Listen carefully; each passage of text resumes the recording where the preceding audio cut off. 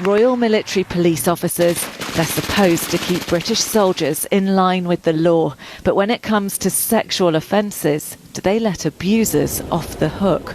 It's men protecting men, and they're also trying to protect the image of the army. Amy was a Royal Military Police sergeant, serving for over a decade. Now she's speaking out. Sexual assault and bullying and rapes are going on within the military police. How can they then go out and investigate the wider army if you're doing the same thing? It doesn't work. She says she was assaulted by a staff sergeant, one of the highest-ranking soldiers in her unit. He used to come in uniform and take me out in the car, even though I should have been on the desk. We would be driving around all night, and he'd talk about sex positions, just really uncomfortable sexual questions. One day I was out with my friends in town, and he was on patrol, and he hooked his finger around my top and pulled my boob out. And then he grabbed my hand and put it on his penis. She reported him and says so did more than a dozen other women. So this was a criminal investigation where the Royal Military Police were investigating one of their own. What was the outcome?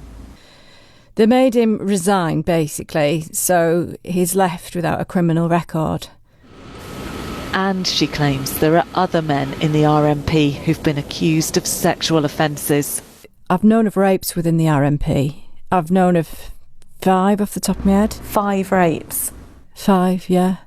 Since an inquest into the suicide of gunner Jaisley Beck found she'd been failed after reporting sexual assault, Army women have been coming forward to share their experiences of abuse. Amy believes the RMP isn't fit to investigate sexual offences. I don't think the military should investigate the military. You can't have people investigating the mates. It doesn't work like that. That's how people are getting away with stuff, and then they're able to do it again. She's backed by the Labour chair of the influential Defence Select Committee. Incidents of sexual violence and sexual assaults should be dealt with not by the Royal Military Police, but by civilian police and by civilian courts. And that's what Labour backed in opposition. As a Labour MP, what would you say to your party now in government that hasn't made this change? I hope that the government will be making that substantial change in the very, very near future. In fact, they should do it ASAP. A Ministry of Defence spokesperson told Sky News unacceptable and criminal behaviour has absolutely no place in our armed forces. That is why this government is creating a new tri-service complaints team to take the most serious complaints out of the chain of single service command for the first time.